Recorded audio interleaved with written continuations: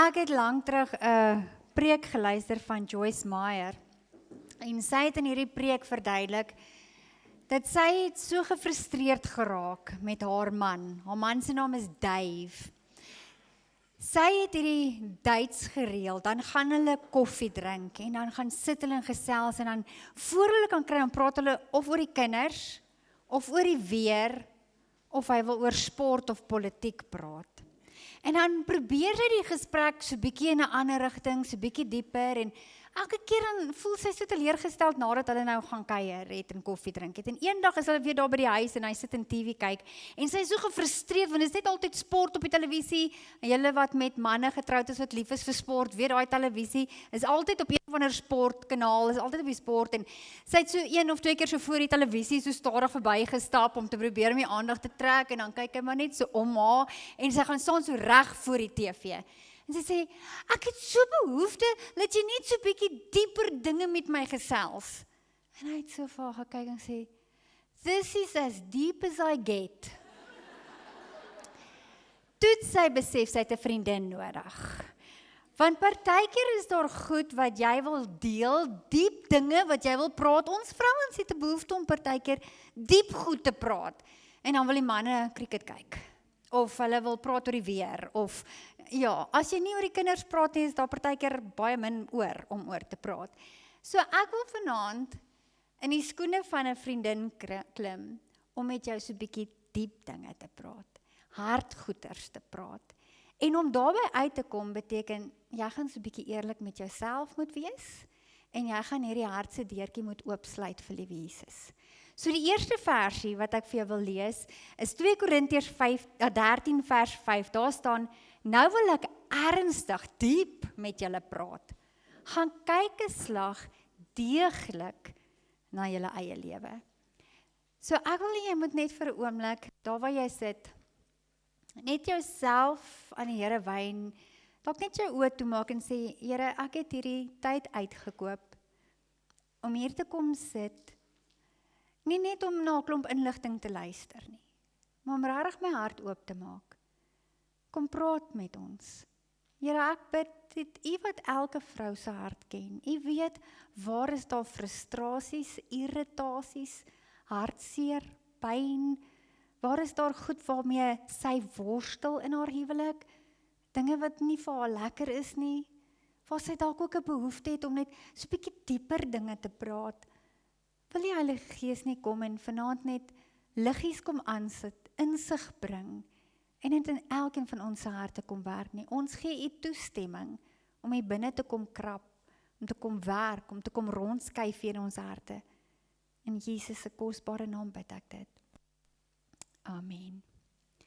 Het jy al daaraan gedink dat die heel eerste instelling op aarde was die huwelik?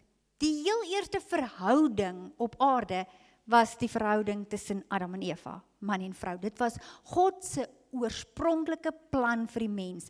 Dit was die oudste verhouding, dis die oudste instelling, dis die oudste instelling in die geskiedenis van die mens, is die huwelik, man en vrou. En as ons wil weet hoe werk die huwelik, dan moet ons teruggaan na die een wat dit gemaak het. Hy het die reëls neergelê vir die huwelik.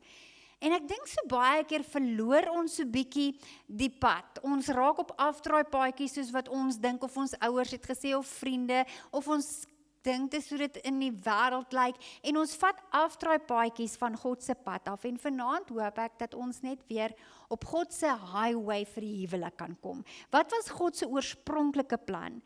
In Maleagi 2 vers 15 lees ons hierdie versie. God, not you, made marriage. His Spirit inhabits even the smallest details of marriage. So guard the spirit of marriage within you. Don't cheat on your spouse. God ken die intiemste detail van wat aangaan tussen jou en jou man. En wat aangaan in jou hart en jou gedagtes rondom jou man. Jy kan niks van wegsteek nie. Hy weet alles wat jy dink en voel. Hy weet die smallest detail. Maar ek wil jy moet daar raak lees. Daar staan the spirit of marriage. Elke huwelik het 'n gees, 'n atmosfeer. Ek het al in huise gekom, waar as jy instap in daai huis, dan kan jy die atmosfeer met 'n mes sny. Dit is so styf, die porseleinpoppe staar na jou. Jy wil nie eers gaan sit nie, want net toe sit jy op een van die poppe se plekke.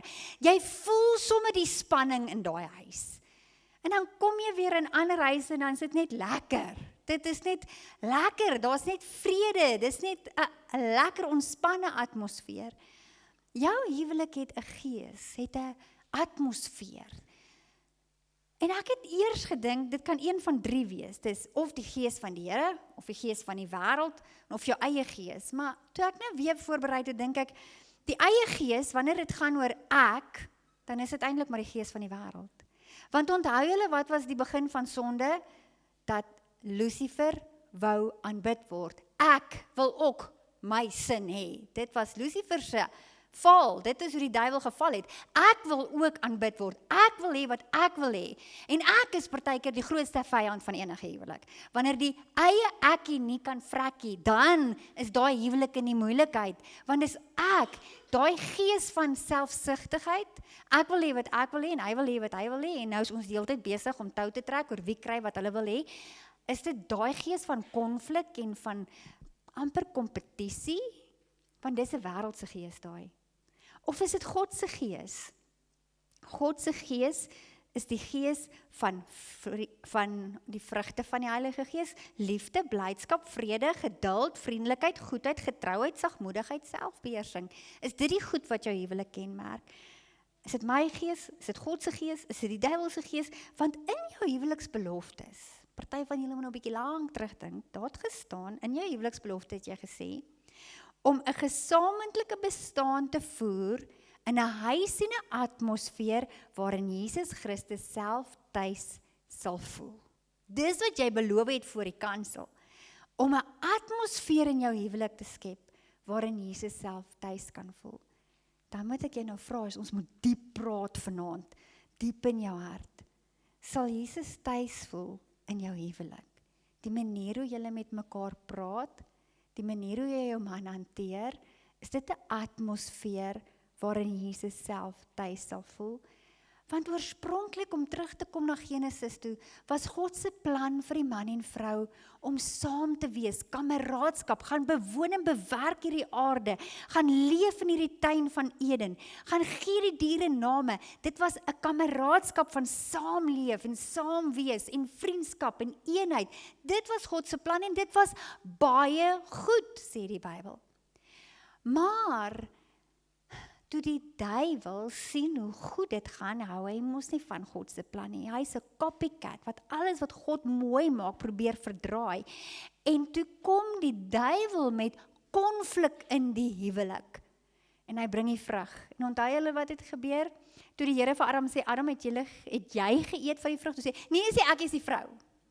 Die vrou sê, nee, sê ek, dis die slang. Daar's die eerste fight. Dis nie ekkie, dis jy. Dis jou skuld, dis jy wat hierdie ding veroorsaak het. En die vingers word begin wys en sonde en die duiwel bring konflik. So die groot revelation vandag vir jou is, jou vyand is nie jou man nie.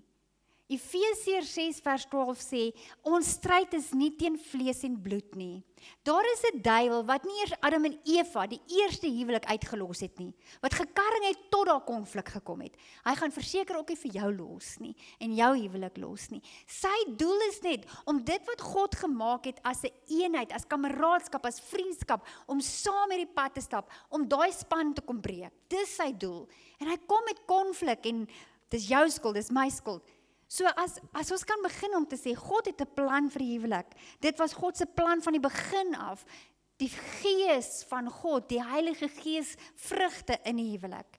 Maar die duiwel het ook 'n plan vir jou huwelik. En dit lyk die teenoorgestelde, dit gaan oor ek. En wat ek wil hê, dit is 'n selfsugtige plan, want die slang het gekom om te slag en te steel en te vernietig. So wat is dan God se oorspronklike plan gewees vir die huwelik? Jesus verduidelik dit vir ons baie mooi. Op 'n stadium in Jesus se bediening is die fariseërs besig om aan mekaar te probeer om hom uit te vang.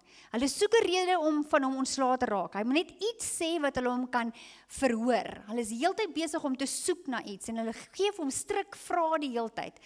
En ons lees hierdie volgende, ek is jammer dit is in Engels, maar hy druk hom vir my so mooi uit. Ek moet hierdie vir jou in Engels sê, dit druk hom so mooi uit. In Matteus 19 vers 3 tot 6 lees ons die volgende. One day the Pharisees were badgering him. Badgering beteken hulle het hom gebother, hulle het hom verpes eintlik. Is it legal for a man to divorce his wife for any reason? He answered. Haven't you read in the Bible that the Creator originally made man and woman for each other, male and female? Because God created this organic union of the sexes, no one should desecrate his art by cutting them apart. Organic is 'n fancy woord wat ons vandag baie hoor. Dis organic vrugte en organic groente en organic is 'n woord wat beteken dis lewendig, dis oorspronklik, dis nie artificial nie, dis nie vol chemikalieë nie. Dit is hierdie free range chicken, dis organic, dis goed vir jou want dit help jou groei. Organic beteken eintlik dis iets wat nog besig is om te lewe wat lewe bring. God se plan vir die huwelik was oorspronklik nie fake en artificial nie. Dit was organic, iets wat groei, iets wat lewe. Ons tema vir hierdie jaar is groei. Die huwelik is 'n groeiproses. Dit is vir my so interessant. As ek couples trou, dan doen ek altyd met hulle voorhuwelikse kursus. En dan doen ons so een toetsie wat hulle persoonlikhede toets. En ek wil vir julle sê 80%, dalk meer van die kere verskil hulle persoonlikhede. Die een is 'n fightertjie en die ander enetjie is meer vrede. Die een is met kommunikasie trek terug as dit konflik kom, is die skilpad in die dop en die ander een kry die swaard uit en ons moet hierdie ding uitsorteer. Dis so interessant hoe opposites attract. En dit sal nogal vir my interessant wees ook om te weet van julle, hoeveel van julle het met iemand getrou wat anders dink as jy, wat anders is as jy, wat sy persoonlikheid anders is. Ja, laat sak daai hand daar agter jou aan, ek het jou gesien. Wat heeltemal anders dink as jy. Want die Here het ons juis gemaak organic, om te groei, om te lewe, om mekaar aan te vul. Dit wat God goed bedoel het, ek is so, jy is so, en nou vul ons mekaar aan en ons maak mekaar sterker, probeer die duiwel juis gebruik om ons uit mekaar uit te dryf. Ek is so, en my manier is reg, en jy moet regkom om by my manier in te pas. Maar eintlik het ek jou manier nodig, en dis hoekom ek lief geraak het vir jou, want daar's iets in jou wat ek nodig het, en daar's iets in my wat jy nodig het, en saam maak ons 'n beter span, en die verskille is juist veronderstel om ons sterker te maak, en nou kom die duiwel en hy kom gooi petrol op die vuur op die verskille, en die verskille dryf ons uit mekaar, en dit bring spanning. Die verskille was juist bedoel, dat 2 stukke van 'n legkaart in mekaar pas, om die prentjie volledig te maak. Het julle gelees, daar staan, his art. Ons is 'n meesterstuk. Jou huwelik is God se kunswerk. 'n Kunstenaar skilder iets om uiting te gee aan dit wat hier binne is. Hy sien eers die prentjie in sy kop voordat hy 'n realiteit word. Ek is nie 'n kunskenner nie, maar ouens wat kunstkenners is, kan na kunswerk kyk en sê, daai is 'n Van Gogh, hierdie brush strokes is so, hierdie kleure word so gebruik, daai is 'n Rembrandt, daai is 'n Portie, en daai is Jesus. Wat sê mense van jou huwelik wat jou ken? Is daai meesterstuk 'n Jesus? Want jy is veronderstel om God se aardhoek te wees. Ons huwelike is veronderstel om God se meesterstuk te wees, wat sy hart uitbeeld vir die wêreld. Dit was die oorspronklike plan. Jesus kom sê dit in sy eie woorde. 'n Organic unity. Ons is veronderstel om saam te groei, in mekaar ingeweef, om hierdie lewenspad saam te lewe, en God se kunswerk te wees, om vir hierdie wêreld te wys hoe goed is ons God. As hulle na ons huwelik kyk om te sê, daai is die Jesus huwelik, om dit te kan uitken, weerspieël ons huwelike God se plan, dan sê Jesus, no one should desecrate. Daai desecrate is vernietig. Die Mona Lisa word baie ernstig bewaar, agter glas, met wagte, en jy kan ook nie tot teen aan haar kom nie, daar so tou gespan, jy kan haar net van ver af sien, want sy word opgepas, dat niemand haar kan desecrate nie, dat niemand verf oor haar kan gooi nie, dat niemand met 'n mes daai portret kan skeer of stik en sny nie. Partykeer laat ons toe, dat die duiwel ons huwelike kom desecrate, kom verf oorgooi, kom seer maak, dit wat God mooi en heilig gemaak het. Dan gaan hulle aan, hulle is nog nie klaar met Jesus nie. Vers 7 tot 9 sê, they shot back in rebuttal, hier is 'n debat, hulle teenargumente is. If that's so, as God in die huwelik gemaak het, as hierdie organic unity om sy aard ook te wees, is dit dan God se plan is? Why did Moses give instructions for divorce papers and divorce procedures? Jesus said, Moses provided for divorce as a concession to your hard-heartedness, but it is not part of God's original plan. I am holding you to the original plan. God se oorspronklike plan was die organiese eenheid, wat 'n kunswerk is. Dit was God se plan. Maar harde harte het gemaak, dat divorce in die wêreld gekom het. Nou sê Jesus, ek het in die wêreld gekom, ek is Jesus, vat julle terug na God se plan toe, want nou is daar geen verskoning meer vir harde harte nie, julle ken my. Ek het gekom om harte weer sag te maak. Jesus is die expert, die spesialis in sag maak van harte. Ons kan nie nou meer met harde harte in 'n huwelik leef nie. Jy kan nie 'n huwelik laat werk met 'n harde hart nie. Ek dink, as kind van God, en jy sit vandag hier by 'n kerk, omdat jy 'n verhouding met die Here het, omdat jy weet, jou antwoord is altyd Jesus. As kind van God, moet ons huwelike vloei vanuit ons verhouding met Jesus. Dis waar jou huwelik begin, in jou verhouding met Jesus. Jou hart word sag, wanneer jy tyd by jou hemelse bruidegom spandeer. En dan wanneer jy na jou aardse bruidegom toe gaan, dan het Jesus klaar in jou hart 'n sagtheid en 'n genade begin bewerk binne in jou hart. In die Ou Testament was dit wette en reëls. Wette en reëls maak vir harde harte. In die Nuwe Testament is dit liefde en vergifnis, genade. Genade maak vir sagte harte. As ek nou eerlik vir jou vanaand moet vra, onthou ek is jou maatjie wat jou diep vat. Jy het net toe gebid, liewe Jesus, moet ons harte oopmaak, nee. So, is jou hart hard, of is jou hart sag teenoor jou man? Want Jesus kan weer harde harte sag maak. En ek glo jy's vanaand hier, om bietjie water op daai pottebakker se wiel te kry, dat die klei weer bietjie sag gemaak kan word, en gebruik kan word in sy hande. Want dan wil die disippels ook ietsie vra oor die huwelik. Die fariseërs het nou al klaar vir Jesus uitgehaal, nou kom die disippels en hulle lê ook 'n eiertjie. In vers 10 staan daar, Jesus' disciples objected, if those are the terms of marriage, we're stuck. Dink baie disciples en manne voel, we're stuck. Why get married? But Jesus said, not everyone is mature enough to live a married life.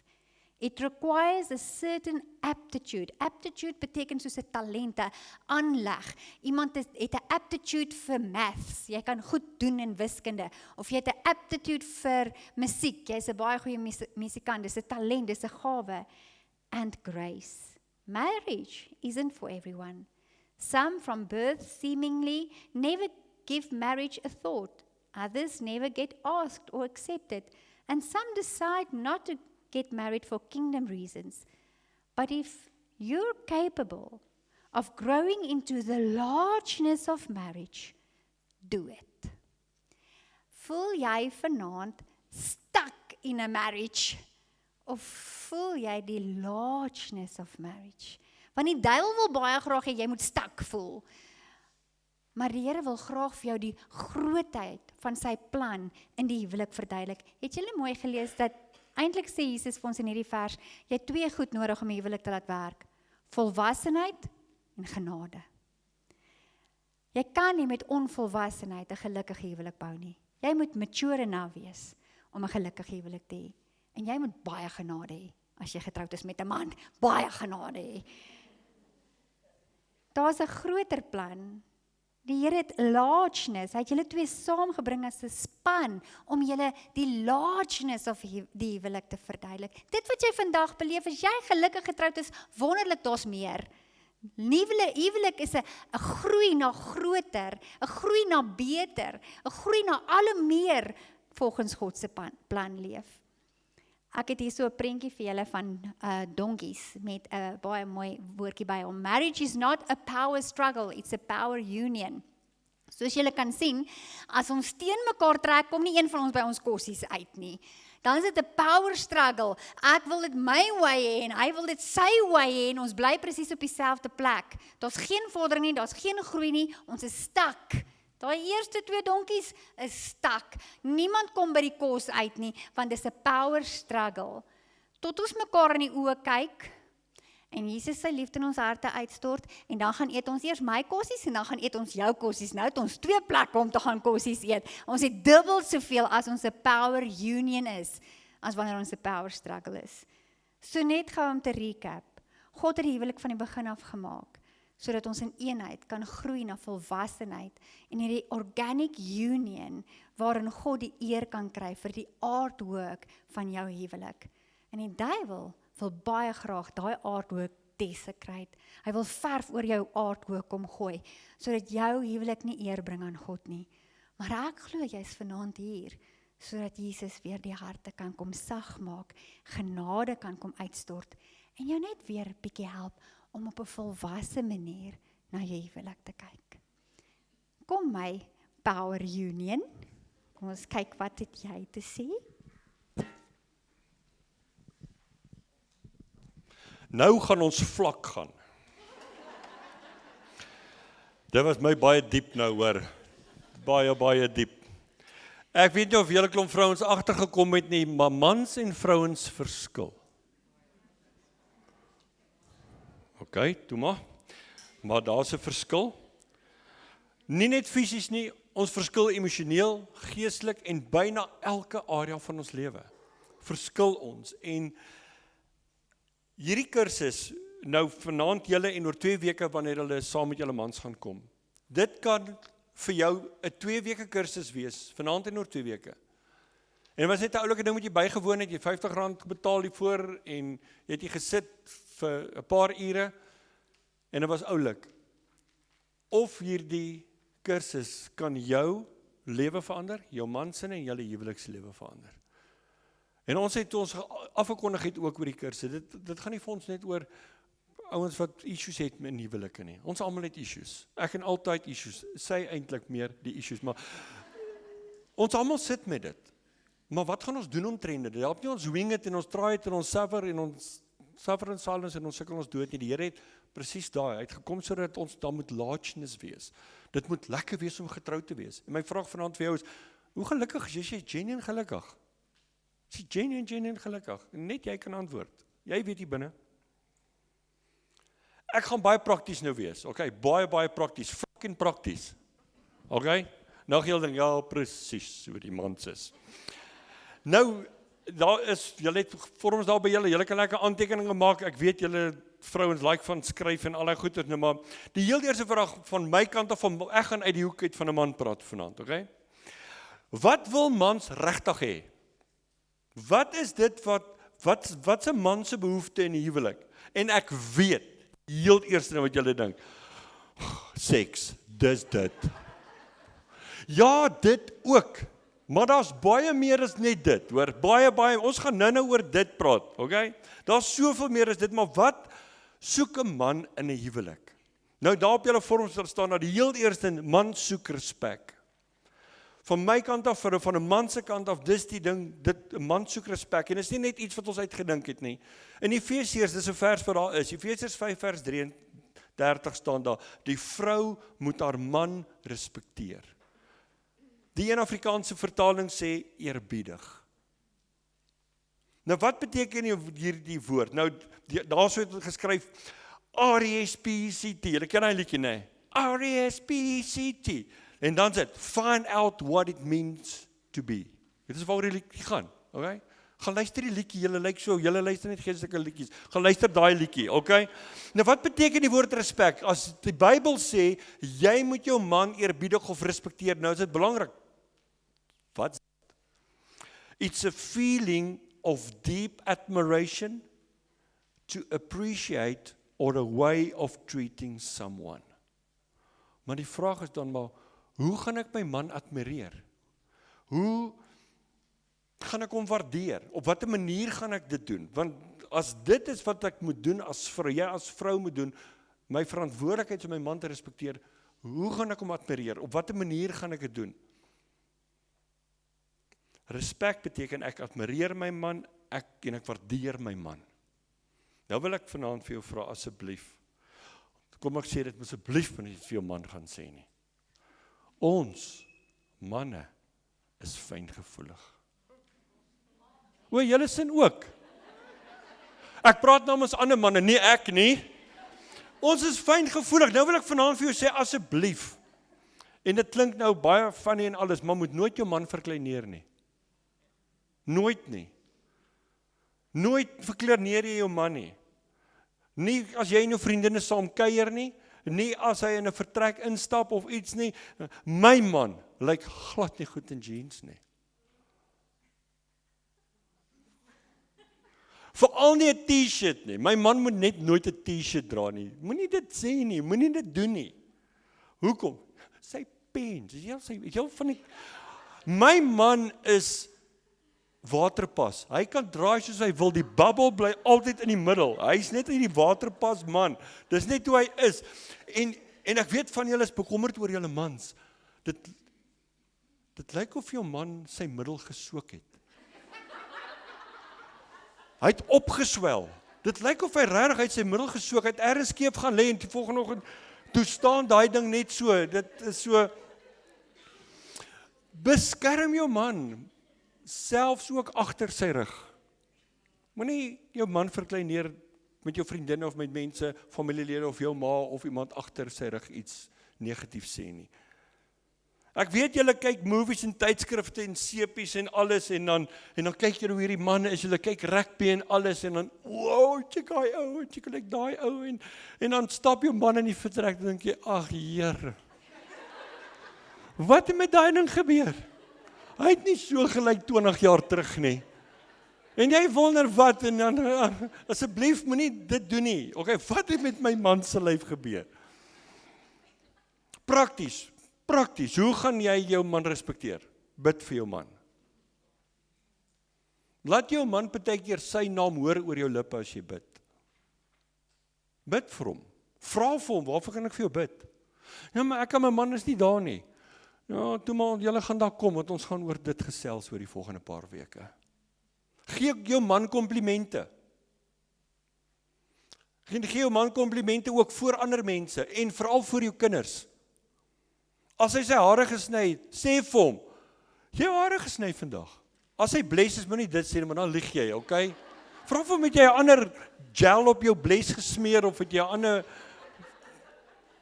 skakering op, whatever. Moenie asseblief jou man altyd reg help nie. Hom heeltyd wil reg help. Ja, nee, dis nie so nie. So what? Ja, maar nee, dit is nie wat gebeur het daar nie. Los dit. Whatever. As hy wil lieg is op hom. Maar moenie hom heeltyd, want weet jy wat, dit breek respek af. Want die vrouens is met die idee, ons is manne, woorde maak ons nie seer nie. Nee, woorde maak seerder as wat ons dink, as wat julle dink. Ons manne kan 'n baie keer wegsteek, maar dit gaan lê hier. Dit gaan lê ergens in ons harte. En dis nie respekvol om jou man te verkleineer en om altyd wil reg help, en dit is nie hoe die Here wil dit moet gebeur nie. En ek wil vanaand vir jou sê, asseblief, pas op wat jy vir jou man sê. Ek het gesê, ons is kleinserig. Jou man kan wees net wie hy wil. En dink, ag, dit pla my nie. Dit pla ons meer as wat die ou dink. Dis vir my as man se kant af. Soek iets mooi om te sê. Johan, ek soek. Ek kry niks.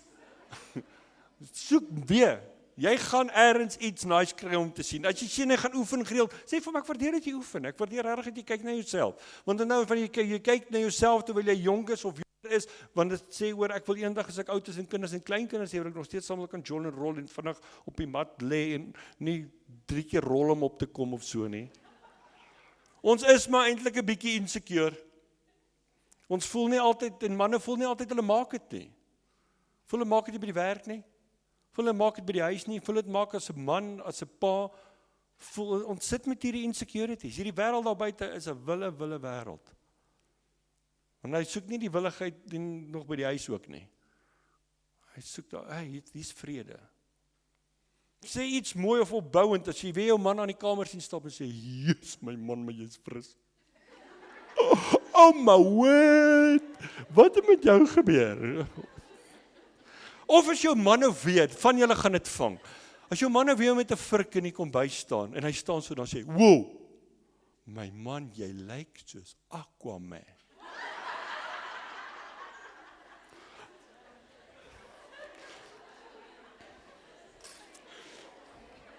Ja, kyk, ons gaan net 'n bietjie diep, ons moet 'n Bybelvers lees. 1 Korintiërs 9 vers 11 staan die volgende. Ek weet nie of julle gaan hierdie vers like.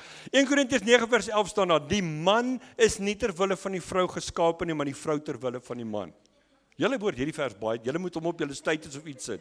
Dit is daar's nie so vers vir die manne nie, daar is net nie. Ek is eintlik heel spyt ek het hierdie vers gelees. Die man is nie ter wille van die vrou geskape nie, maar die vrou ter wille van die man. Eintlik wat dit sê is, ons kan nie sonder julle nie. Die Here het getraai met Adam alleen in die tuin, het nie gewerk nie. En toe maak hy maar 'n vrou. Want hy het gesien, hierdie ou gaan dit nie maak nie. Ons kan nie sonder julle nie. Ons het julle nodig. Ons het 'n behoefte dat julle as vrou ons vir ons komplimente gee. Ons het 'n behoefte daaraan. Ons het dit nie reg gekry in die paradys nie, om alleen te wees nie. Toe maak die Here julle. So gee vir ons komplimente. Sê ons is alright, ons is oulik, bid vir ons, glo in ons. Die tweede ene, wat soek manne nog? Ons soek vrede. Here, help hierdie vrouens met hierdie ene. Dis miskien vir jou baie funny om dit te hoor, maar weet jy wat? Vrede in die sin van stilte.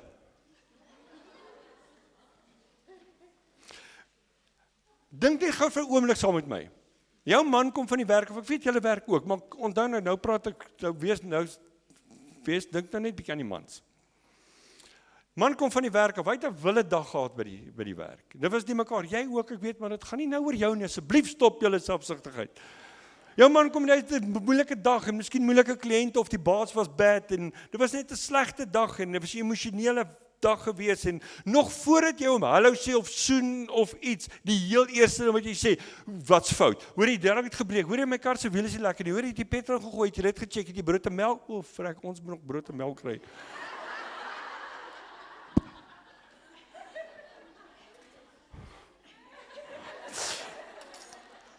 Daai ding het gebreek. Hoorie, Pieter het alweer vir Andrew geslaan. En jy moet die kinders uitsorteer. Die huiswerk jy gedoen nie. Moenie net.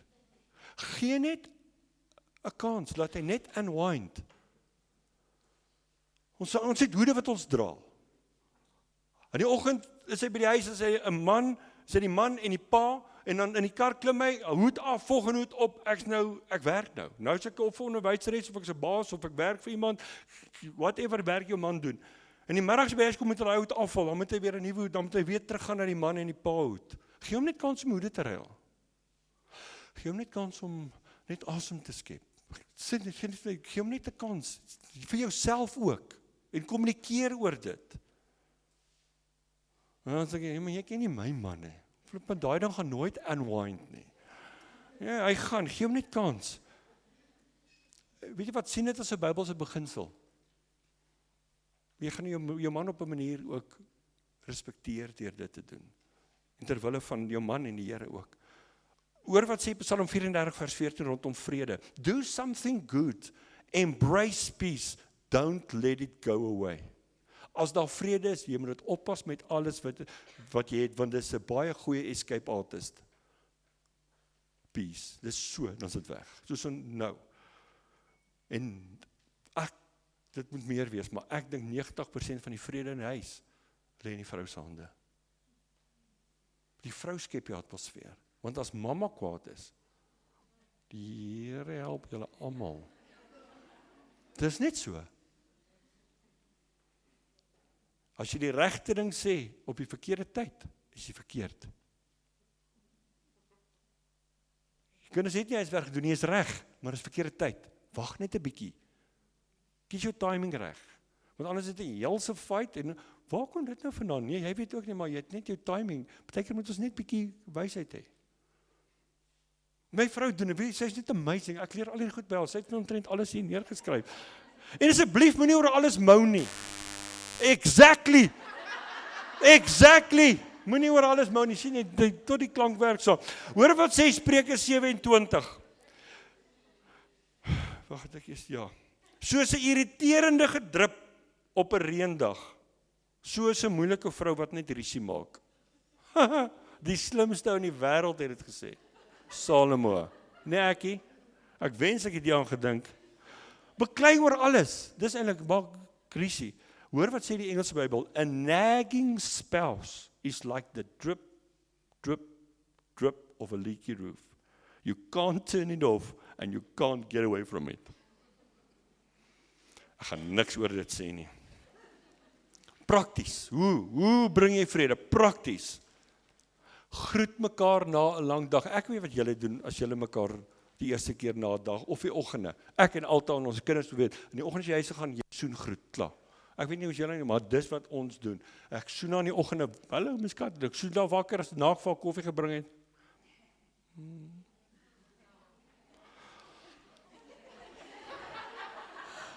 Wanneer ons ry en as ons by die huis weer kom na 'n lang dag, soen groet en geen nie kans.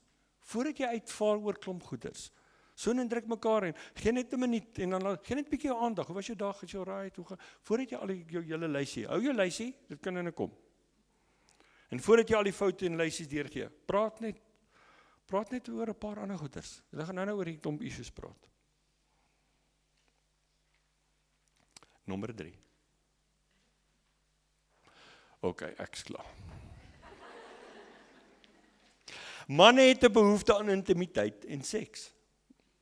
Die vrouens se reaksie is, duh. Ons weet dit. Wat baie belangrik is.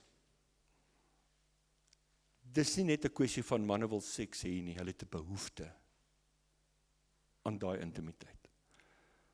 Die Here het ons so gemaak. Sorry. Dis nie ons skuld nie, die Here het ons so gemaak, okay?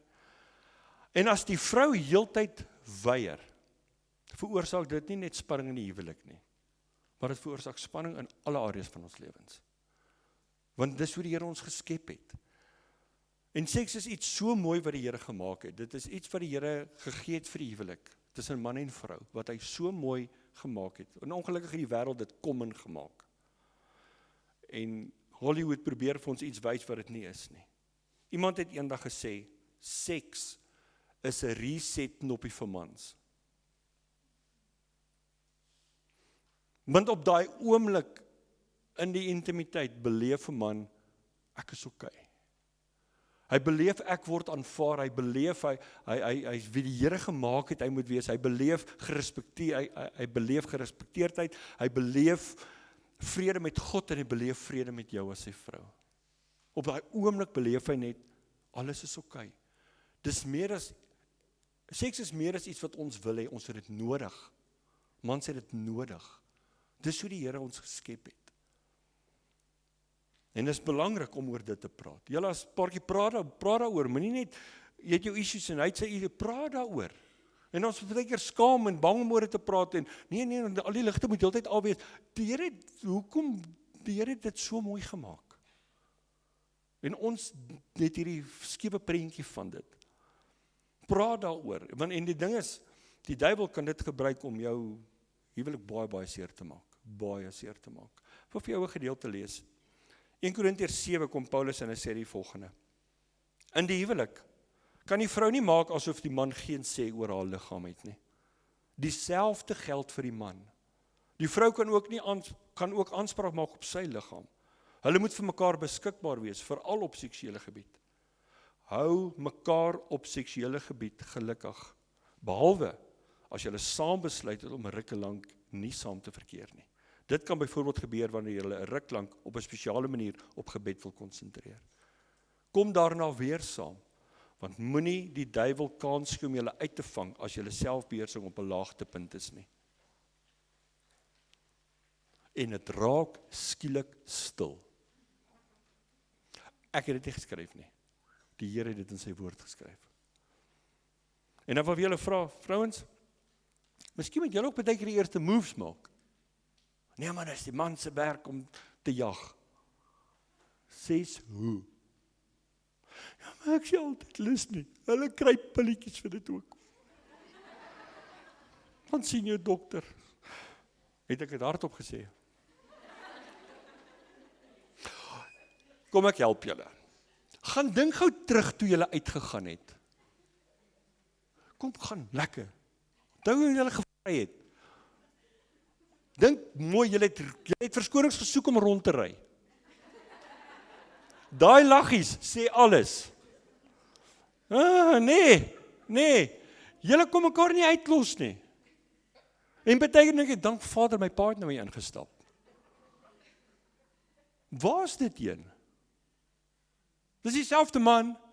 Nee, rarig nie. Hy het sy heup gesoek, onthou jy?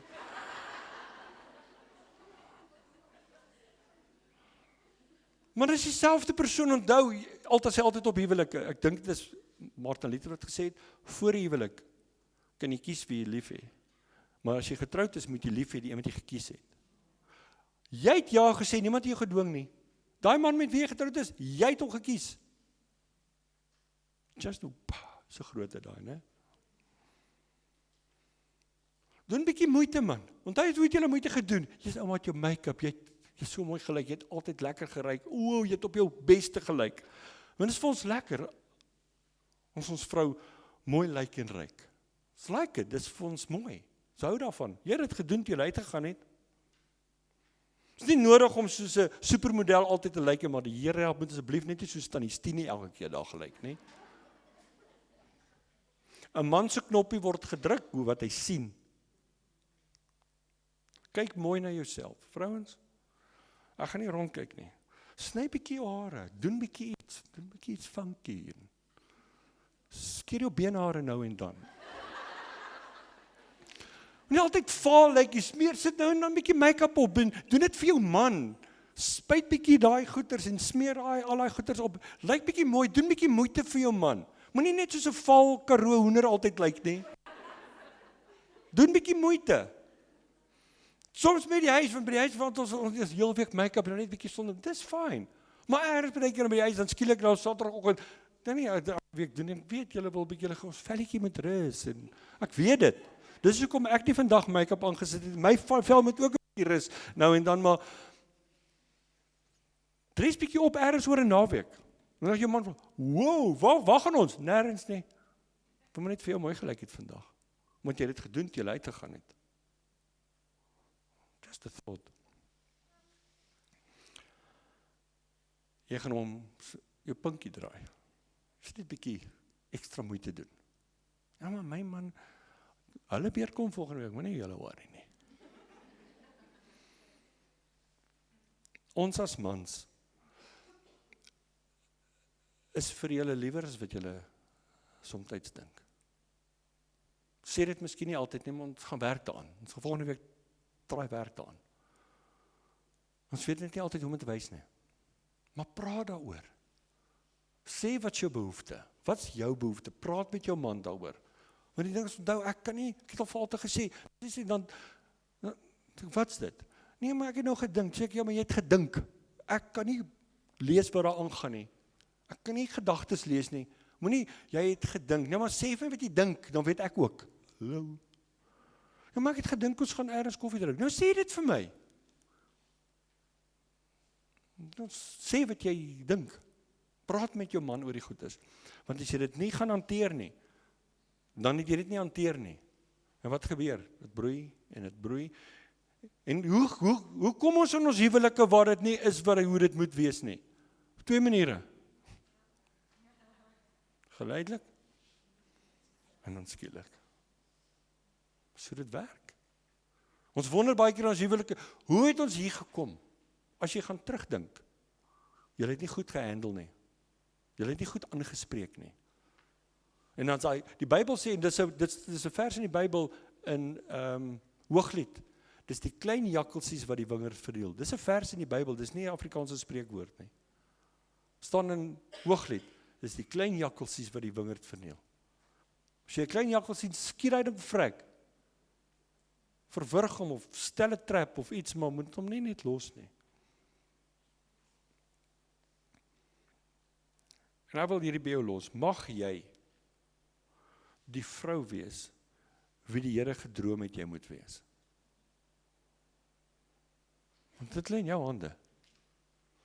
Dan nou, jy kan net soveel doen met jou man, maar los jou man vir die Here.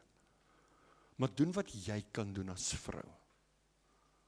Wees jy die vrou wie die Here gedroom het oor jou. En as jy nie weet nie, vra hom. En dis hoekom jy hier is, om net meer te leer. Nou maar, vat hierdie tools wat jy vanaand kry, en oor hierdie volgende weke wat kom, en werk aan dit. En ek wil net vanaand vir julle sê, jy moet nie nou dink, na vanaand gaan julle huwelik A1. Nee, hy moet nou weer gebou word, as dit nie so lekker is nie. Hy gaan moet werk wees. En hoe kry ons weer 'n goeie huwelik? Op 2 maniere. Geleidelik, en dan skielik. Dit so dit werk. So alles in hierdie lewe werk. En my gebed regtig, en ek het altyd gisteraand daar, ons het vanoggend, ek het vanmiddag by die huis ook gebid oor vanaand. Want ons regtig, Here, maak ons huwelike, vir al die mense wat hierdie moeite doen om hier te wees. Dat die huwelike gaan kom en by die plek wees waar die Here wil hê dit moet wees. Dat die Here gaan smile sê, dis hoe ek bedoel het dit moet wees. Dis moontlik, want ons is tot alles in staat. Deur die Here wat ons die genade en krag, en mag julle huwelik so geseënd wees.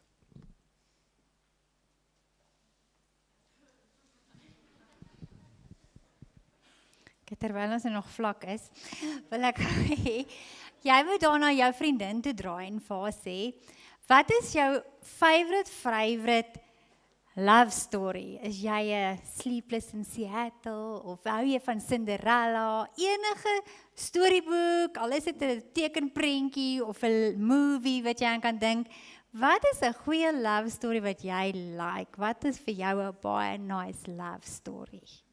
Moenie so kyk vir my of julle dit nie kyk nie.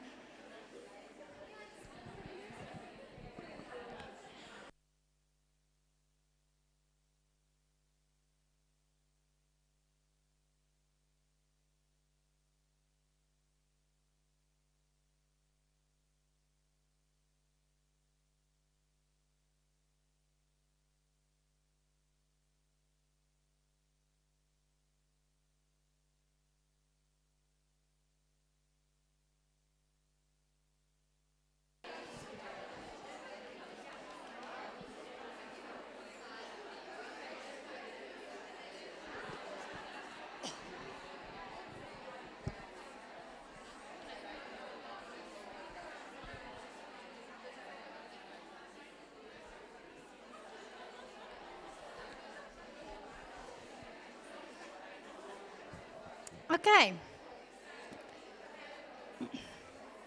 Karel Barth het die volgende gesê, op julle notas staan dit ook. Though no one can go back and make a brand new start, anyone can start from now and make a brand new ending. Ons het almal foute gemaak in ons huwelike. Ons het almal verkeerde goed gesê en verkeerde goed gedoen, verkeerde saad gesaai, en ons moet almal daai oes oplewer in ons land. Maar ons het ook die kans om vanaand 'n draaipunt te maak. Ons kan ook vanaand kies om ons verhouding te verander, om iets anders te doen. En ek wil met julle oor 'n paar praktiese goed ook praat wat ek gevind het in my eie lewe en vrouens met wie ek al gewerk het in die verlede, wat nogals vir ons as vrouens issues is. Julle het nou gepraat oor movies. Ek is net 'n fan van Mr. Darcy. Jy kan net nie by Pride and Prejudice verbykom nie. Ek hoor daar gaan 'n nuwe een uitkom. Pride and Prejudice is my favorite movie. En Beauty and the Beast is nommer 2. Ons love story, want in enige love story is daar 'n man en 'n vrou, en dan is daar 'n probleem wat hulle moet oorkom, en dan is daar 'n happily ever after. En ons love story happily ever after, en dan stop die movie daar. Het jy al agtergekom? Al die goeie movies stop by They Lived Happily Ever After, Prince Charming en Cinderella, Happily Ever After. Maar hulle sê nie vir ons die resep van die Happily Ever After nie. Dis nooit, het jy onlangs 'n movie gekyk wat vir jou verduidelik van 'n huwelik wat baie gelukkig is? Nee, dis boring. Ons wil die obstacles sien en ons wil sien hoe by mekaar uitkom en Happily Ever After. Want Hollywood het nie die resep vir 'n gelukkige huwelik nie. Hulle het net die resep tot by, daar's hulle nou by mekaar. Okay, nou moet dit verder maar op hulle eie uitgesorteer word. Ek en jy het die resep, want ons het vir Jesus. Ons het die resep gekry toe Jesus gesê het, ons het volwassenheid en genade nodig. Dis die resep vir die Happily Ever After. Happily Ever After gebeur nie met 'n towerstokkie nie. Dis harde werk om met daai oorspronklike plan te kom. Dit kos genade. Wat ek agtergekom het is, baie keer is ons as vrouens dromers. Ons laf van romcoms, ons laf van storieboeke lees, ons laf van in 'n droomwêreld leef. Maar dan kan dit ook veroorsaak dat ons soms onrealistiese verwagtinge het.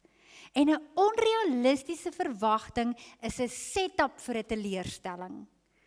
Ons het partykeer die idee, ons man moet op 'n sekere manier optree, hy moet dinge op 'n sekere manier doen, hy moet darm vir my vir Valentynsdag rooi rose koop. Nou, hoekom sal hy nou pink rose huis te bring? Dis rooi rose wat ek wou gehad het. En ons het 'n prentjie van hoe ons wil hê hulle moet optree. Ons dink hulle moet weet wat is ons favourite kos en chocolate en whatever. En as hulle dit nie doen soos wat ons gedink het hulle moet dit doen nie, dan is ons teleurgestel. Hy het net gepraat van Aquaman, maar ek het gaan Google. Party van ons weet wie Thor, Chris Hemsworth, ja, en dan lyk hy nie so nie, en Captain America is Chris Evans. Ek het hulle name gaan soek. Want dan is ons verwagting dit, want ons sien dit in die movies, en ons lees dit in die storieboek, en dis nie die regte lewe nie. Want die regte lewe is ek en jy ook nie. Cindy Crawford nie, of wie is die nuwes nie, ek ken nie die oues. Ons is nie ook modelle almal nie, want ons is stikkende mense in 'n gebroke wêreld. En om onrealistiese verwagtinge hê, is besig om van jou aan mekaar 'n teleurgestelde mens te maak, en om jou man aan mekaar te laat voel, hy maak dit nie, want hy kom nie by jou verwagtinge nie. So dit is een ding wat ek dink nogals baie keer met ons as mense kop speel is, ons sukkel om genade te hê. Ons wil hê dit moet reg wees. Ons as vrouens het 'n prentjie in ons kop en dan wil ons hê dit moet so wees. Dit moet soos ons prentjie wees. En dis baie min kere presies soos jou storybook ending prentjie. Kolossense 3 vers 13 sê, wees geduldig met mekaar en vergewe mekaar as die een iets teen die ander het. So die Here julle vergewe het, moet julle mekaar ook vergewe. So kom ons gaan net gou weer 'n bietjie diep. Ek en jy het almal van ons die hel verdien, want ons is sondaars. En Jesus het in sy groot genade gekom, aan die kruis gesterf, ons sonde vir ons gedra, sodat ons vergifnis kan kry. En nou is ons kinders van God deur die bloed van Jesus skoon gewas as gevolg van genade. En nou kom Jesus en hy sê, soos wat ek julle vergewe het, vergewe mekaar. Ja, ek sal my vriendin vergewe en ek sal my kinders vergewe. Nee, mekaar is jou man ook. Om jou man te vergewe is iets wat die Here van jou verwag, want hy het jou vergewe. Omdat God my vergewe het, verwag die Here dat ek my man moet vergewe, as hy my teleurstel, as hy my te nakom, as hy nie optree soos wat ek gedink het hy moet nie. Dis 'n geestelike ding, dis hoekom ek net te veel gesê het, jou verhouding met jou man vloei uit jou verhouding met jou God. As jy en Jesus nie op 'n goeie plek is nie, dan is jy en jou man ook nie op 'n goeie plek nie. Want in Jesus kry jy vrede, in Jesus kry jy genade, in Jesus kry jy vergifnis, en dan kan dit deur jou spoel. Maar as jy so 'n bietjie krapperig met die Here is, dan spoel daai vergifnis en daai genade nie maklik deur nie. Dan is daar blokkasies, en dan is die genade bietjie swaarder om deur te kom. En ek wil hê jy moet verstaan dat vergifnis beteken nie, ek gee jou die reg om dit weer te doen nie. Vergifnis beteken nie, ek regverdig wat jy gedoen het nie. Vergifnis beteken, ek glo jy kan beter doen. Die Here sê nie, ag Alta, ek weet jy gaan môre dieselfde ding doen, so dit help nie eers om jou te vergewe nie, want jy gaan nooit verander nie. Nee, die Here sê, ek vergewe jou, gaan en doen dit nie weer nie. Ek vergewe jou, maar word beter. Ons wil graag julle moet verander, en as hulle klaar verander, dan sal ek hulle vergewe. Kom sê eers 10 keer jy is jammer, en wys my jy het verander, dan sal ek jou vergewe. Maar dis nie wat Jesus met jou gedoen het nie. Hy het nie vir jou gesê, word eers volmaak, en dan kom wys jy vir my, jy is nou volmaak, en dan sal ek jou vergewe nie. Hy het gesê, ek vergewe jou, want ek glo daar's iets beter in jou. Ek vergewe jou, want ek weet jy kan dit beter doen. Jesus sê so duidelik in Lukas 17 vers 4, 70 maal 7. Toe het ek 'n som gaan doen. Dit is 490 keer. En elke dag is daar 1440 minute. As jy 70 maal 7 keer in een dag moet vergewe, beteken dat jy met elke 3 minute jou man vergewe. Nou ek gee nie om hoe stout hy is nie, maar hy kan nie elke 3 minute dieselfde sonde doen nie. So eintlik sê Jesus net, jou vergifnis moet onbeperk wees. Dit moet vloei. Jou genade moet vloei die heeltyd. Jy moet genade hê, jy moet vergifnis hê. Ons wil graag hê ons huwelike moet beter wees. En ek glo so met my hele hart, die Here wil iets nuuts doen in jou huwelik en hy wil hier in jou hart begin. Maar om by die nuwe goed uit te kom, moet ons die ou goed los. Ons kan nie met die bagasie van die verlede saam sleep in die toekoms in nie. Ons moet ergens besluit om die bagasie te los, om ons los te maak van wat agter is en uit te strek na wat vorentoe is. En ek weet vergifnis is moeilik. En dis hoekom ek diep met jou praat. My sussie, ek kom uit 'n diep plek, want vergifnis is een van die swaarste goed wat ons moet doen op aarde. Want ons vergeet nie as ons vergewe nie.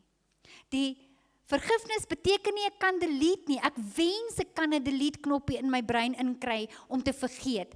Maar vergifnis beteken ek gebruik dit nie meer teen jou nie. Vergifnis is nie om net jou oë toe te maak en te maak of dit nooit gebeur het nie. Dis om 'n besluit te neem om te sê, dit het gebeur. Dit het my seer gemaak. Dit was nie reg nie. Dit was unfair. Ek het dit nie verdien nie. Maar ek kies om jou te vergewe.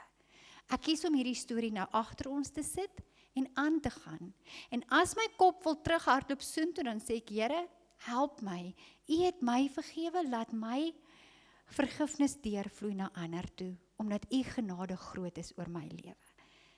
Maar jy kan nie aangaan vorentoe as jy nog nie vergewe het wat agter jou is nie. En ek is seker, as ons moet bietjie diep krap, en ons het die eerste versie gelees en gesê, kom ons maak ons harte oop vir die Heilige Gees, het almal van ons goed wat ons moet vergewe. Het almal van ons goed wat ons hier in ons harte dra, iets wat hy gesê het, iets wat hy gedoen het, iets wat hy nie gedoen het nie, iets wat hy nie verstaan nie, iets wat hy teenoor jou doen, of wat jy net voel, dis al so bietjie bitter hier binne. Ek voel al so bietjie nie lekker oor hom, oor dit wat hier binne aangaan nie. Vergifnis maak jou vry, en vergifnis maak jou huwelik vry, om vorentoe te gaan. En ek wil 'n oomblik net hier stil staan. Dis nie iets wat van self gaan kom nie. As jy wag tot jy lus voel om te vergewe, gaan jy nooit vergewe nie. Dis nie 'n emosie nie. Ons as vrouens werk baie keer op ons emosies. Ek sal wag tot ek so voel. Jy gaan dit nooit doen nie. Dis nie 'n gevoel nie, dis nie 'n emosie nie. Dis 'n wilsbesluit. Om te sê, Here, ek kies om te vergewe. Ek dink dis selfs dieper as jou siel. Dis 'n geesbesluit. Om die binnekant vir jouself te sê, ek gaan nie meer hierdie klippe gooi nie. Ek gaan nie meer hierdie ou koeie opgrawe nie. Ek maak nou klaar met dit. Ek gaan begrawe dit by die voet van die kruis en ek gee dit vir Jesus, sodat ons verhouding vorentoe kan gaan. Ek kies om te vergewe. Al voel jou hart nog seer, al dink jou kop nog daaraan, in jou gees kan die Here jou vanaand help om te kies om te vergewe. Dis 'n intentionele, doelbewuste, aspris keuse om te vergewe. So ek wil graag vir jou vra, waarvoor moet jy hom vergewe? Is daar goed wat jy saam met jou dra dalk al vir jare, wat jy nog nie gelos het nie. Wat jy nog as die fight erg raak, dan gryp jy daarna want hy kan niks teen dit sê nie. Dan gooi jy daai vir hom en dan wen jy. Wil jy dit nie vanaand begrawe nie? Want dit hou jou terug en dit hou jou huwelik terug. Wil jy nie vanaand sê, Here, kom maak my net los. Ek wil nie met 'n klomp bagasie die toekoms ingaan nie. Ek wil nie met 'n sak vol klippe die toekoms ingaan nie. Ek wil die klippe en die ou koeie vanaand begrawe. Ek wil kies om te vergewe. So ek gaan jou vra, julle sit nou al vir 'n uur, wil jy nie saam met my opstaan nie?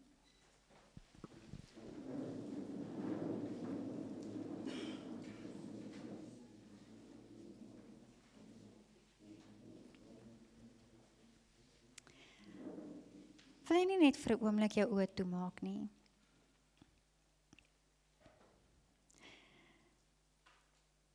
Ek wil hê jy moet nou net vir Jesus sê, jy kies om nog te vergewe. Jy kies om die verlede agter jou te sit. Jy kies om jou man vry te spreek, om vanaand te sê, hy skuld my nie meer nie. Ek skryf sy skuld af. Dit wat gebeur het, dit wat hy aan my gedoen het, ek vergewe hom. Want Jesus het my vergewe. Ek release hom, ek spreek hom vry. Here, U weet hierdie is so swaar. En ek dink dit is menslik vir ons moontlik om dit uit ons eie krag te doen nie. Ons het U nodig om ons te help om te vergewe. En as ons swaar kry om te vergewe, help ons om te dink aan die kruis. Aan die bloed wat oor U liggaam geloop het, en daardie doringkroon wat in U kop ingedruk is. Here, dit het U lewe gekos, sodat ons vergifnis kan kry. Vergifnis is nie maklik nie. Dit is duur, dit is swaar. Maar U het die prys betaal aan die houtkruis, sodat ek nie hoef hel toe te gaan nie. Sodat ek vergewe kan word. En U verwag van my om te vergewe, omdat U vergewe het. En ek bid dat U ons die genade sal gee, om vanaand vanuit ons gees te besluit, om vinnig te vergewe. Om nie vas te hou aan goed, en dit soos klippe saam met ons te dra, dat dit bitterheid hier in ons harte word nie. As ons seer kry, U het seerder gekry. As ons te nagekom word, Here, dit wat met U gebeur het, is die ergste op hierdie aarde ooit. As ons onregverdig behandel word, help ons om te onthou, U het nooit sonde gedoen nie, en die sonde van die wêreld was op U skouers. Help ons vanaand. En ek weet daar is soveel krag in vergifnis, want dit maak ons vry. En daarom bid ek vir elkeen van hierdie vrouens, laat hulle vanaand, hulle pakkies seer, hulle pakkies pyn en hulle pakkies teleurstelling by die voet van die kruis kom neersit. Sê dankie Here, dat U ons help om te vergewe en vry te spreek in Jesus kosbare naam. Maak ons harte weer sag, want onvergewensgesindheid maak ons hart hier binne. Kom net vanaand met U liefde, met U genade, en kom maak hierdie harde harte weer sag, sodat ons kan lief hê en kan vergewe, soos wat U ons lief het, en ons vergewe het. In Jesus se naam bid ek dit. Amen. Dankie, julle kan weer sit.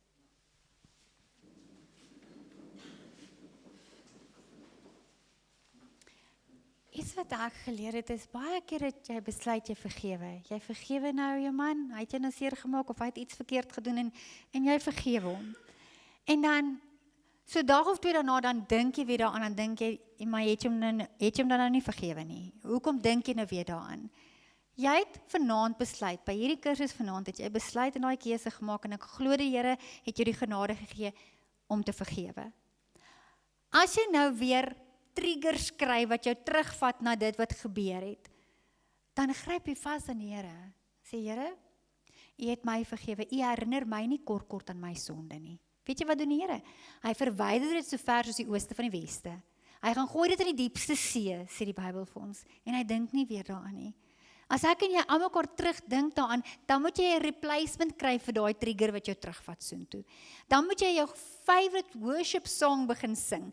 Dan moet jy 'n versie gaan leer uit jou kop uit, en as jy dink aan dit, dan sê jy daai versie vir jouself op. En jy kry 'n manier om te veg. Onthou wat sê die Bybel vir ons? Wat is ons swaard in Efesiërs, die wapenrusting? Jou swaard is die woord van God. So gaan kry vir jou vers in die Bybel wat jou help. Elke keer as jy wil terugdink, elke keer as jy daai goed weer wil teen hom gebruik, dan kry jy daai vers wat sê, Here, hierdie is my wapen. Dankie vir die woord, dankie vir die Heilige Gees. U maak my vry. Vergifnis is die een groot swaar ding vir ons as vrouens. Maar jy kan dit regkry, want jy het Jesus aan jou kant. Dan die tweede ding, Johannes se effens daaraan geraak, maar ek wil dit net graag sê, jy kan nou maar die kamer verlaat, want ek wil nie eintlik jy moet hierdie hoor nie. Jy moet my vergewe en dit nie weer teen my gebruik nie. Vir baie jare in ons huwelik, dink ek, het ek die groot fout gemaak om te mother, om die ma te wees in plaas van die vrou. Ek het gedink, ek kan dit beter doen. Ek sou nou hierdie ding baie anders gedoen het. Los die finansies vir my, ek kan die budget uitwerk, want jy werk nie met somme nie. Ek sal dit beter doen. Ek sal die vakansies reël, want ek weet waar om die boekings te doen. Ek sal dit beter doen. En ek sal die kinders so goed uitsorteer. Ek sal die huiswerk uitsorteer, want ek kan dit beter doen. En in die proses het ek partykeer gedink, ek kan die hoofskap oorvat, sonder dat ek het doelbewus gedoen het ek gedink, ek kan dit beter aan. Ek weet beter. En ek het die ma-rol gespeel, in plaas van die vrou-rol. En dit was nie doelbewus nie. Dit was nooit my intensie om te dink, ek is nou 'n beter hoof van die huis. Ek gaan die huis beter ran as hy nie. Dit was nooit in my gedagtes nie. Ek het net probeer help. Want almal van julle wat al mammas is weet, dis half instink in ons. Ons wil versorg en ons wil leer. Ons leer ons kinders van so klein af. Ons leer hulle maniere. Ons leer hulle tafelmaniere. Ons leer hulle met hulle huiswerk. Ons leer ons kinders. Ons leer hulle as hulle groot is, hoe moet hulle met meisies werk. Ons leer hulle al die dinge in die lewe. Dis ons rol as mammas. Ons leer hulle. Dis hoe die Here ons gemaak het. En nou wil ons manne ook leer. Hoe kry jy nou hierdie pad? Dis baie langer as my pad. Daai pad wat jy ry het meer potholes as my pad. Of, ek sal nou net omkykie, maar so af en toe, dan as ek 'n besige dag of 'n besige week het, dan sal hy my help wasgoed was, dan sal hy wasgoed insit. Maar as ek dan nou kom, dan het hy die hemde op die verkeerde hangers gehang, dan is hulle baie erg gekrekeld, dan moet hulle erg gestryk word, want ek sit hulle vinnig in die tuimelroer en dan hang hulle op die hanger, en dan was dit nie soos wat ek dit wil gewas het nie. Of hy sal die skorrel goed was, en dan is daai wasbak so vol geloop, as die pot in is, dan loop die water by die wasbak, en hoekom maak jy die skorrel, hoekom maak jy die wasbak so vol water? En een keer toe staan weer so iets wat sê, ek wil net met jou praat, en toe sê my, wat het ek nou weer verkeerd gedoen? En toe besef ek wil hom leer om alles te doen. In plaas van om sy vrou te wil wees, is ek sy ma, wat die hele tyd vir hom wil leer, wat hy verkeerd doen en wat hy moet reg doen. Wat het ek nou weer verkeerd gedoen? Ek dink ons ruil daai rolle om, en dis nie doelbewus nie. Dis nie omdat ons dink, ons is beter nie. Dit is half instink, en as ons sien hulle sukkel, dan doen ons dit anders, want ons dink ons manier is die beste manier. Maar weet jy wat, jy ontneem hom die voorreg om die man in die huis te wees. Jy ontneem hom die hoofskap waarvoor God hom gemaak het. En dalk in 'n sekere sin sluit dit aan by wat hy gesê het, jy vat respek weg by hom, as jy hom aan mekaar wil leer. So as jy 2 minute later by die huis kom, omdat hy die lang pad gery het, wat dan? Niemand is dood nie. Ry maar die lang pad saam met hom en shut up. En as daar water op die vloer lê, as hy klaar skorrel goed gewas het, gaan geef hom 'n mop. Ja. Ten minste het hy probeer help. Ten minste het hy probeer om iets te doen om te help. So, as jy 'n man wil hê, moet hom nie soos 'n seentjie behandel nie. Kom ons glo in hulle, En ons laat hulle toe om hulle eie foute te maak.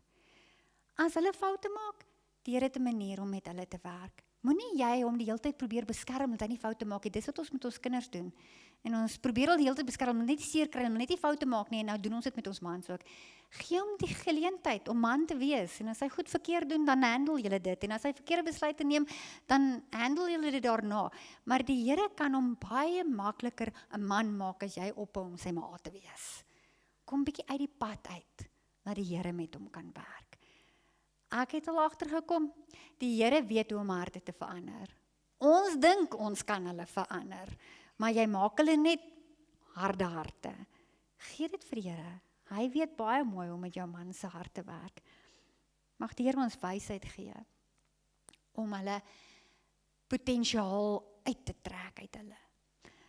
Op 'n stadium lees ek in Korintiërs daai vers wat sê, elke mens is soos 'n erdekruik met 'n skat binne-in. Daar's 'n skat binne in elke mens. En ons weet daai skat is Jesus, maar dis asof die Here dit vir my oopbreek en sê, in elke man is daar ook skatte toegesluit. Daar is potensiaal wat God in 'n man insit. En ek en jy het die sleutel gekry om daardie skatte uit te trek uit hulle lewens uit. As ons in hulle glo, as ons hulle positief behandel en lewe oor hulle spreek, dan is ons besig om daai skat uit te trek en ons is besig om hulle te help om beter te word. Maar as ons down praat en hulle verneder en die hele tyd probeer om hulle reg te help en reg te maak en reg te kry, dan is ons besig om daai erdekruik te verander dat hy later soos in 'n ysterkruik word, dat niemand of niks meer by daai skatte kan uitkom nie. So mag jy vanaand ervaar hoe die Here net weer vir jou die sleutel na jou man se hart gee. Want die dag toe hy gesê het, ek beloof, het die Here vir jou die sleutel gegee en gesê, gaan haal uit daai man uit, jy sy helper. Waarmee moet ek hom help, Here? Jy moet hom help om die beste man te word wat hy kan wees. Daar's potensiaal in hom toegesluit. Daar's potensiaal daar toegesluit. Help jy om die beste Johan te wees wat hy kan wees. Dis my werk as helper. Om hom te help om by sy potensiaal uit te kom. Nie om die hele tyd vir hom te sê wat om te doen nie, maar om in hom te glo. Om dit op so 'n manier te doen dat hy dit as respekvol beleef. So in plaas daarvan om die hele tyd die foute te sien, en glo vir my, as ek nou vir julle vra, gee gou vir jou vriendin jou man se 3 grootste foute. Gaan gou lag. Maar nou gaan ek vir jou vra, gee gou vir jou vriendin 3 dinge waaroor jy dankbaar is in jou man. Okay, die feit dat jy vanaand hier sit, is nommer 1. Hy is bereid om saam met jou huwelikskursus te doen. Weet jy hoe min manne sien kans om dit te doen? Hy is bereid om te groei, hy is bereid om te werk aan julle huwelik. So jy het klaar 1 dankbare hart. Toe ons in Bikers Church was, het Johan hulle baie keer die kinders geleer bike ry, vir al die jongetjies wat nou net lisensie gekry het, hulle geleer om bike te ry. En dan het hulle altyd gesê, jy moet kyk waar jy wil ry. Jy moet voor jou kyk, jy moet die draai insien, jy moet kyk, want waar jy kyk is waar jy ry. As jy na die boom kyk, gaan jy in die boom vasry. Dis net hoe dit werk, veral met bike ry. Wat het jy gesê, noem hulle dit? Target fixation. Hy het hulle altyd gesê, dis waarom daar in die Karoo 1 boom staan en dan ry 'n biker teen daai boom vas. Want hy het vir die boom gekyk. Jy kyk waar jy ry. Nou wil ek vandag vir jou sê, as jy in die foute gaan vaskyk, gaan jy die foute raak ry in jou man. Maar as jy in die positiewe goed waarvoor jy kan dankbaar wees vaskyk, gaan jy dit raak ry in jou man. Waarop fokus jy? En dan wil ek graag afsluit vanaand en vir jou sê, moenie by jou man soek wat jy net by Jesus kan kry nie.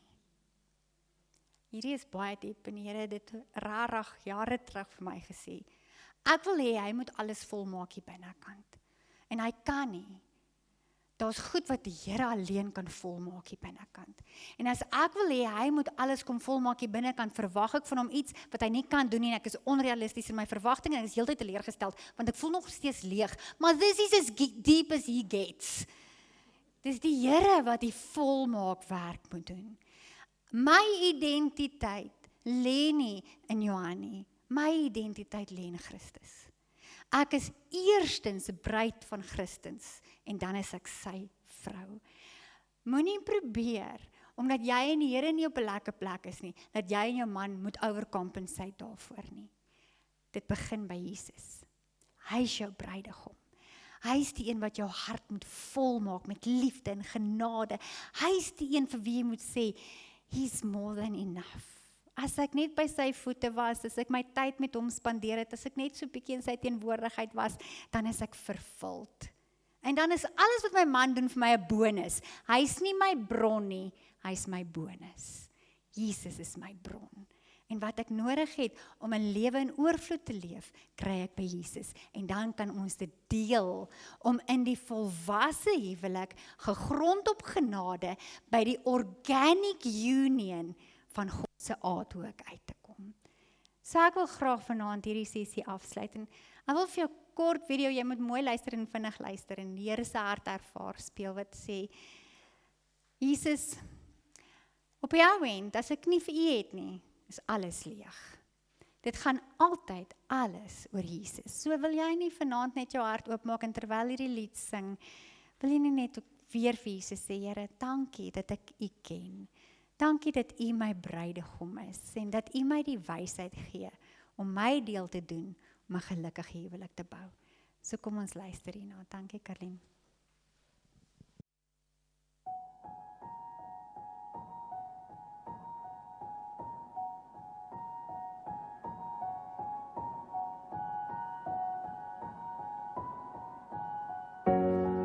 I've tasted and seen, yet questioned it all.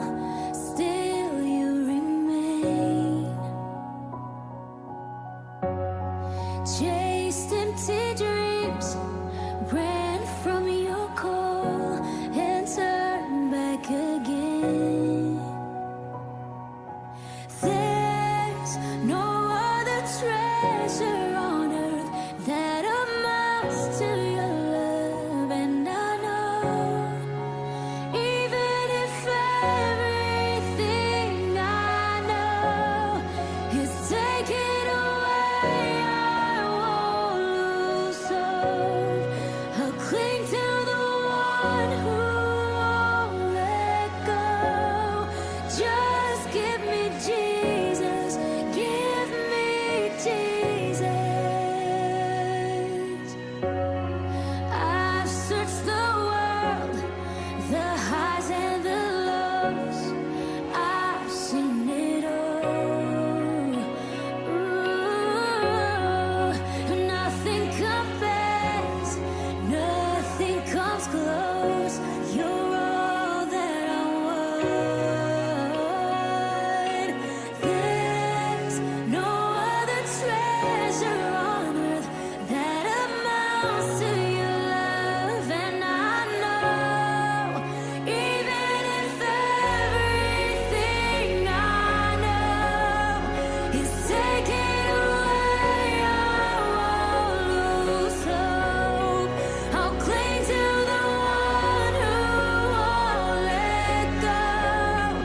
Just give me Jesus, give me Jesus. Even in times when I can't see, I'll trust in the hand that's holding me.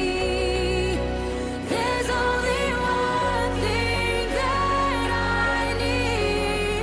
Just give me Jesus, give me Jesus.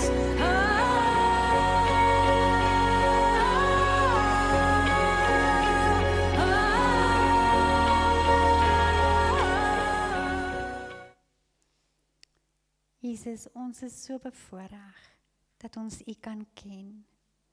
Dat u ons harte vol maak met u liefde en met u genade, met u vergifnis. En u het ons mans vir ons gekies. Here, ek weet, daar's baie vrouens vanaand wat alleen is, wat sou wou gee om 'n man te hê om saam die lewe te deel. En u het ons geseën. Elkeen van ons wat hier sit, het 'n man in ons lewens wat ons liefhet, vir wie ons lief is. En u het in u groot liefde vir ons kom vra Help hulle. Wees hulle helper. Wees lief vir hulle. En vanaand kom ons na U toe en vra asseblief, Here, gee ons die genade om 'n gelukkige huwelik te bou, wat begin by Jesus. Wees ons wysheid, wees ons vrede, wees ons genade, wat ons weer deur kan spoel na ons mans toe. Help ons hiermee, Here. Help ons om vinnig te vergewe, innig lief te hê, volwasse te wees, en baie genade te wys. In die kosbare naam van Jesus bid ek dit vir elke vrou. Amen.